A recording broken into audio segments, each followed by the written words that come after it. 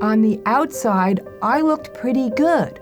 I was slim, I was fit, like in shape, but inside, I was actually a big mess. I had no idea how to cope, how to just live life and function in basic ways that as a young adult you need to learn. When I was a child, we went to synagogue, we celebrated the holidays, and there was a sense of connection to the past, like the history of our people. It was something almost for children, like you heard the stories. There wasn't really much thought or expression given to that this was truth. I had an experience when I was in high school that was very traumatic. I was sexually assaulted by some boys that I thought were my friends, and it made me so fearful of men, fearful of life. It was just so traumatic.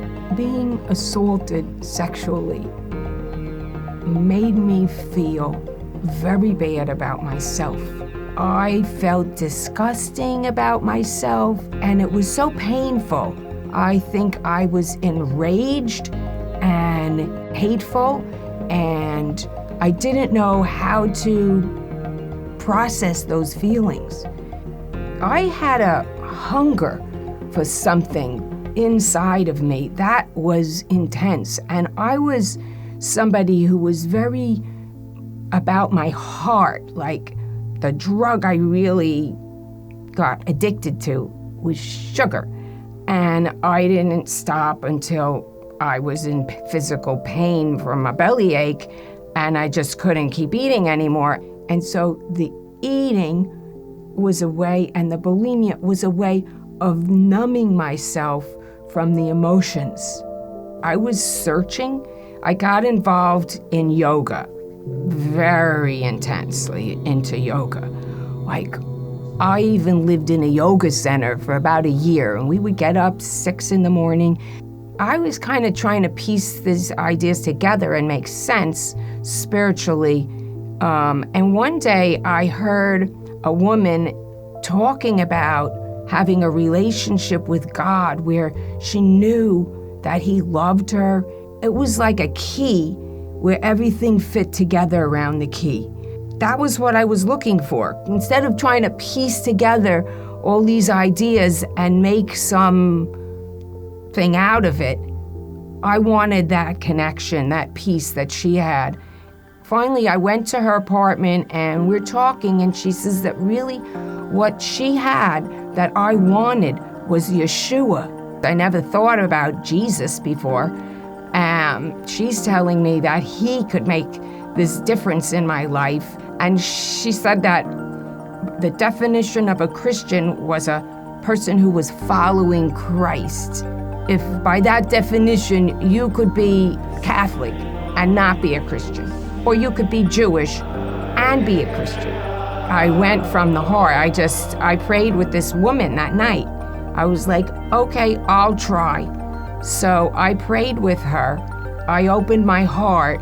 You know, I asked God to forgive me of things I had done, and I asked Yeshua to be with me. When I left her apartment that night, I remember walking to the bus. This Yeshua was with me in a way that was really different. It wasn't like all these other things I was doing, and I began reading the Bible little by little. I noticed it wasn't so much while I was reading, but in between readings, things that I had read would all of a sudden come to mind in between and relate totally to something that was going on in my life. It was just amazing. The Hebrew scriptures from the beginning all the way through prophesied of the Messiah, and Jesus fulfills prophecies. This book has life in it, and it somehow, it's hard to explain, but it somehow like feeds me on the inside and fills me up. And I got answers to my prayers. It was more of an interaction. Praying wasn't just something I did. It was something that was, like you say, a relationship, an interaction. Like I would say something or ask God something, maybe in the next day or over a period of time, I see different ways that God is showing me in my life answers to my questions. Jesus talked about the internal issues of the law, not just how you looked on the outside.